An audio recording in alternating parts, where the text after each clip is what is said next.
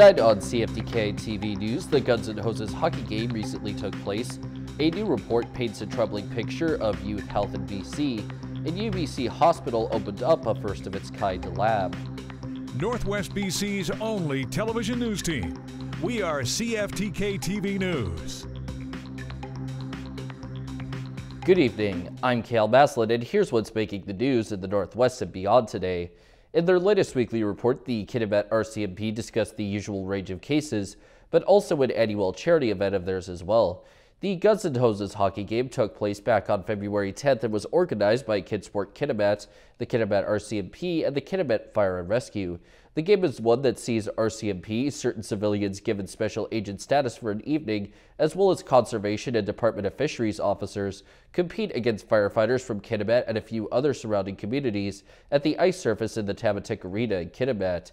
This year's edition saw the Guns or police pull out a 7-4 win after the Hoses, aka the firefighters, won last year, so their series since the event's return from COVID is tied at 1 apiece. As for the event's fundraising efforts, it was disclosed that those numbers will be released by Kidsport at a later date. A challenge has been sent the way of a Silism's LNG project by the Gittinyao hereditary chiefs. The project in question is a natural gas one, and the chiefs have claimed that the project's promises in regards to climate impacts and fisheries in the Nash watershed are not what they appear to be. The project is supposed to be the construction of a floating liquefied natural gas export facility that would be located on a site owned by the Nisga'a First Nation. The chiefs do not believe these claims made by Silisms that the project is net zero, while also having the lowest greenhouse gas footprint of any ongoing project in the world. They made a letter that outlined all of their concerns they have with the project and have since called for a comprehensive evaluation of all its elements. A Fraser Valley First Nation celebrated its jurisdiction over Child and Family Services with an event that was said to include a ceremonial signing of an agreement with the BC and federal governments after 3 years negotiating. But a statement from Chehalis First Nation said a month before the scheduled signing, Ottawa indicated it wouldn't meet certain deadlines, and the government didn't provide a timeline for its readiness. In the meantime, Chehalis Grand Chief Chasta Willie Charlie said the community will fund its child and family services without federal support. The nation said it's set to extend its jurisdiction to include all Chehalis children in BC starting in April.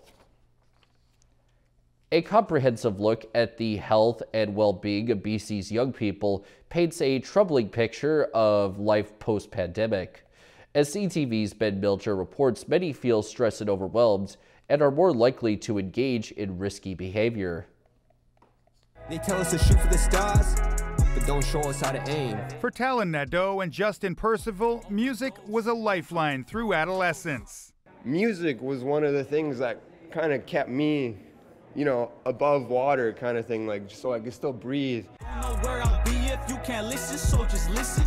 The pair performed in a music video for the launch of the latest BC Adolescent Health Survey results. More than 38,000 teens took part in the first post-pandemic look at their overall well-being. We're also seeing young people reporting having fewer friends, feeling less connected to school, less connected to community, being less engaged for the most part in some of their extracurricular activities and things. So I think that they're all really connected and linked to the pandemic. By the numbers, 41% rate their mental health as fair or poor, compared with 60% who rate it as good or excellent. 25% report always or often feeling lonely, and 24% say they have cut or injured themselves on purpose in the past year. And we also saw among that, the majority of those young people, it's not a one-off.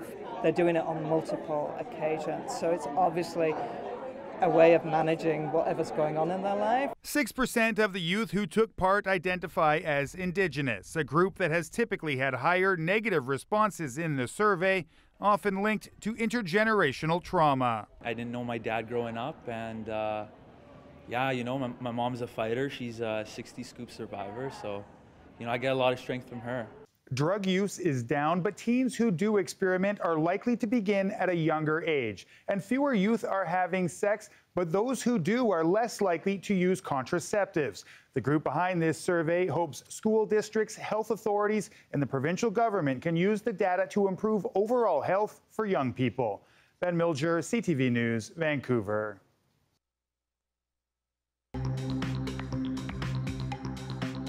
Coming up next, BC United admitted fault for bringing a certain guest to a throne speech.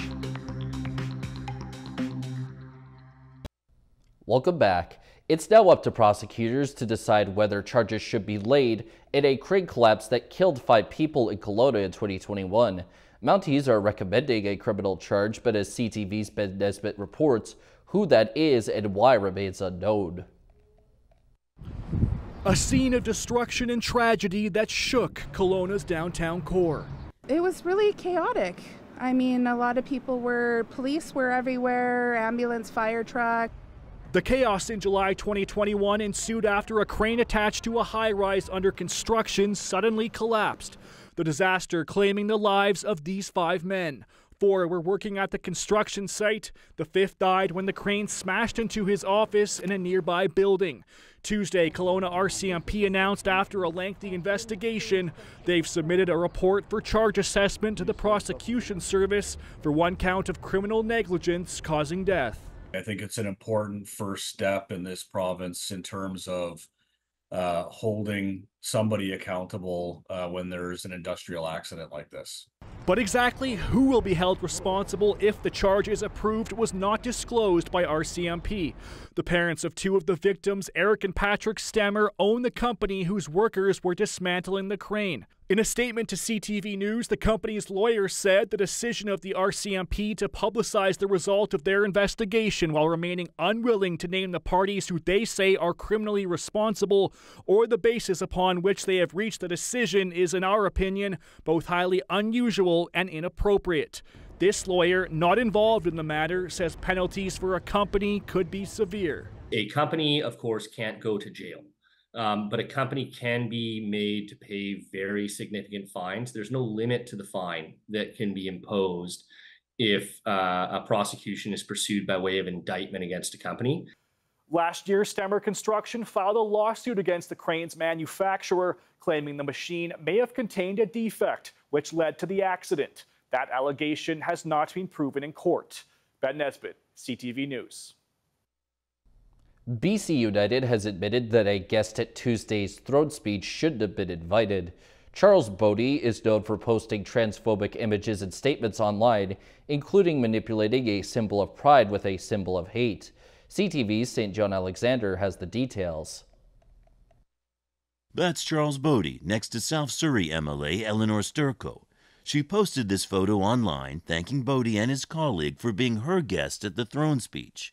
Within hours, it had been removed. Sturco was soon made aware that many people thought the invitation was a mistake. To know that in any way I would have contributed to giving this person a platform disgusts me. The public soon pointed to Bodie's previous posts, at times respectful of the gay community, promoting housing and inclusivity.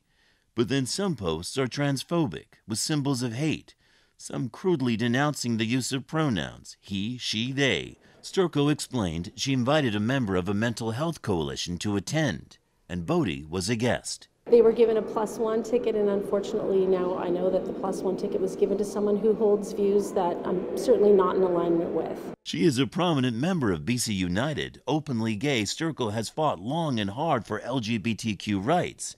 She is an advocate.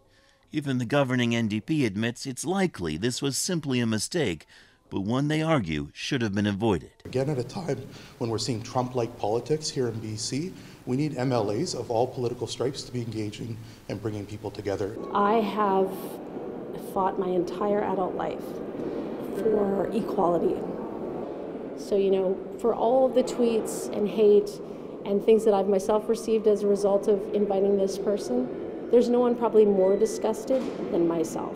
CTV News has reached out to the Mental Health Coalition for comment from Bodie and the organization, and we are waiting to hear back.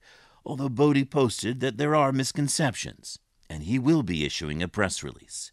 St. John Alexander, CTV News, Vancouver. A newly opened, first-of-its-kind cardiology lab at UBC Hospital will provide critical research into how much exercise is safe, regardless of your stage of life. CTV's Michelle Bernoro has that story. I'm just going to tuck this into the back of the belt as well, okay? With the sensors in place and wearing a specialized mask, cutting-edge technology determines how this woman's heart and lungs handle the increased demands of exercise. We're looking at Maida's heart rate and whether or not there are any signs of any arrhythmias or any lack of blood supply to the heart. And on the left side, we're looking at her lung function. The test, carried out in a new lab at UBC Hospital, uses a cardiopulmonary exercise test machine. The goal to help in the early detection of undiagnosed heart disease and find risk factors before a heart attack happens. Heart disease remains the #1 killer in Canada of women and men throughout their life. Dr. Saul Isero says the test is designed to determine how much exercise is safe for people of all ages and fitness abilities. We do see a lot of younger athletes, just to make sure that they haven't got anything that they were born with that could put them at risk. He also says for the first time, people in their 60s, 70s, or even 80s are wanting to be more physically active than any previous generation. 20 years ago, when you had a heart attack, you're told at the most, go for a walk now and again. Now people have a heart attack, want to go ride the Grand Fonda, run up Cypress Mountain, and so we have to study the safety of all of that. About 1,000 participants a year will go through the program, and it will take about that long for them to get their initial research data into how much exercise is safe. The new lab, funded through donations to the VGH and UBC Hospital Foundation, will fill a gap in data on Canadians and hopefully save lives. Michelle Bernoro, CTV News, Vancouver. Turning to tonight's weather, the North Coast is said to be getting rain in addition to a low of 4 degrees. The Terrace-Kitimat area is likely to see only periods of rain, while their low sinks down to 1 degree, and the Bulkley Valley and Lakes District will deal with increasing cloudiness instead, and their low will be all the way down at -8 degrees. On the North Coast, the next week or so for them will consist of almost entirely of rain, snow, and/or flurries, while the high moves between 6 and 3 degrees. In the Terrace-Kitimat area, their week will have mostly rain and snow as well, with their high shifting from 3 to -1 degree. And in the Bulkley Valley and Lakes District, the upcoming week will be made up of snow and flurries, with a tad bit of sun mixed in, with the high bouncing from 4 to -4 degrees. Checking out the highways now, visit Drive BC for the latest and up-to-date conditions. And as always, drive safe out there. On Highway 16, there are slippery sections, utility work, fog patches, pavement patching, maintenance, and a wildlife advisory, plus the Usk ferry is out of service and the cable car is in effect. Highway 37 has some slippery sections too, some more slippery sections on the Nishka Highway as well, and the Telegraph Creek Road has slippery sections of its own. And this is what the roads were looking like this afternoon around the region from the view of the province's highway cams.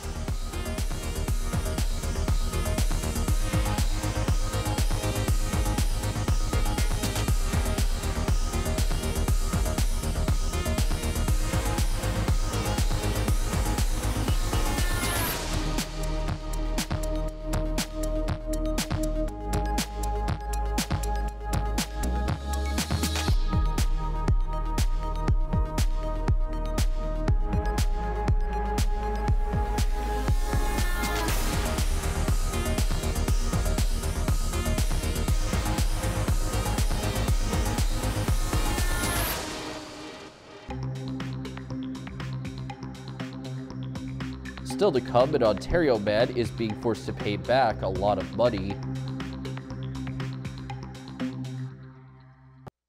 Welcome back. An Ontario man says that he's shocked after finding out he has to pay back over $38,000 he received from the Canada Emergency Response Benefit. CTV's Pat Ford has more. I don't understand why they're clawing it back. I really don't. Terrence Bailey of Etobicoke says he was working as an auto consultant when the pandemic happened, which virtually shut down dealerships across the country. He decided to inquire about the Canada Emergency Response Benefit, CERB. Bailey says he was approved for CERB and received payments each month for a year and a half. But Bailey was shocked to get a notice from the CRA saying a review found he did not qualify for the benefits and a $38,600 CERB repayment was required. I was just absolutely blown away. I have no idea that this was coming. CRA told CTV News at the time of the pandemic money needed to be delivered extremely quickly to millions of Canadians, but that the Government of Canada made itself clear ineligible individuals would later have to repay amounts they had received. Tax experts say you can appeal your case, but if you have to pay back funds, contact the CRA. They will make payment arrangements over time with you, and they will not charge you interest. If you owe money and do nothing, your situation could get worse. CRA can go further and take legal action against you if you don't contact them and make sure that you address the debt. Bailey says he can't afford to pay back the money and fears he may have to declare bankruptcy. I'm on old age pension and Canada pension. I mean, I make like $2,000 a month. And how am I supposed to pay back a $38,000 debt, pay my groceries and my rent? Pat Foran, CTV News. A Canadian couple is struggling to leave a family vacation turned nightmare. Their passports were stolen from their rental property, and now they're stuck in a beautiful place under horrible circumstances. CTV's Rahim Ladani explains.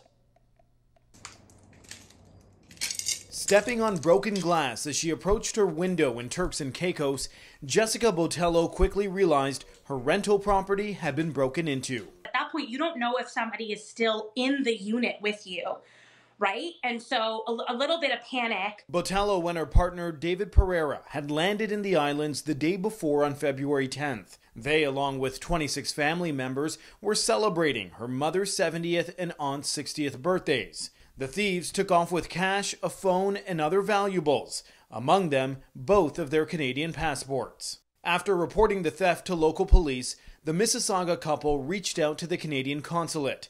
They paid out of pocket for new passport photos and courier fees to send the documents to Canada's closest High Commission office, which is in Kingston, Jamaica. Now, more than 9 days later, their family have gone home, while they're still stranded. We're not considered an emergency, so we can be put on the back burner. And like when our documents arrived there on the Friday, they weren't even looked at. So no. I mean, that just tells you right there. Global Affairs Canada tells CTV News it is providing consular services to 2 Canadian citizens in the Turks and Caicos Islands.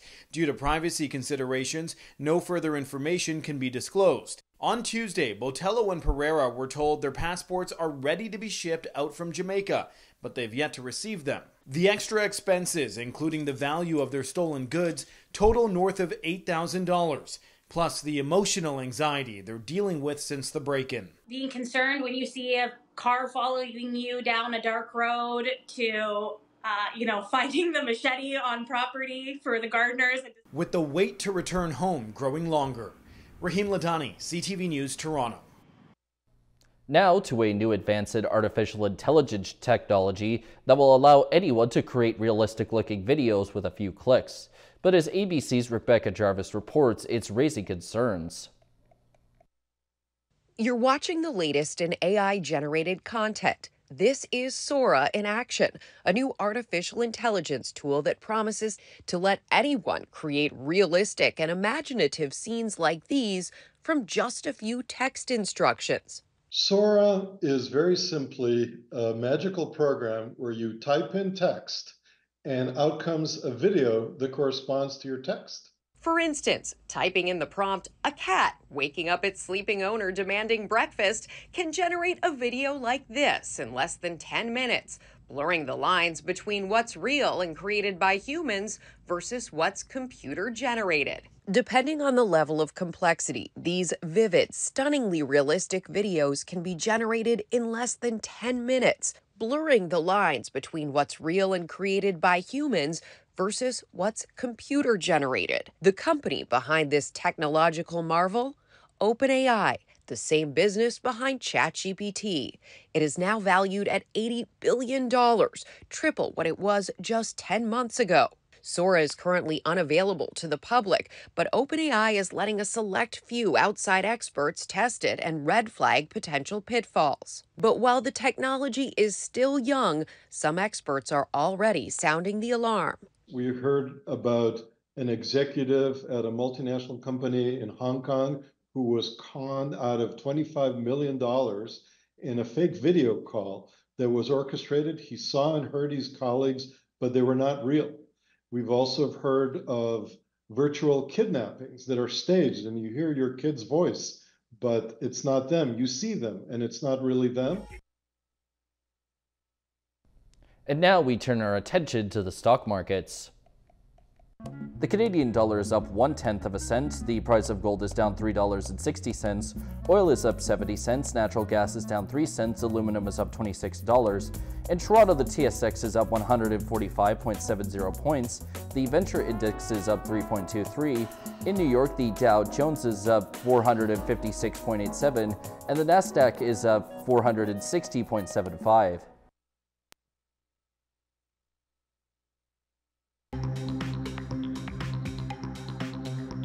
Still ahead is an inspiring story in the newest Ringside Reports. Welcome back. He went from minor hockey to fulfilling his childhood dream with the Vancouver Canucks. Surrey's Arshdeep Bains' long road to the big show has had plenty of ups and downs, but as CTV's Kevin Chirac shows us, his story proves hard work, passion, and persistence pays off. Here's the latest Ringside Report.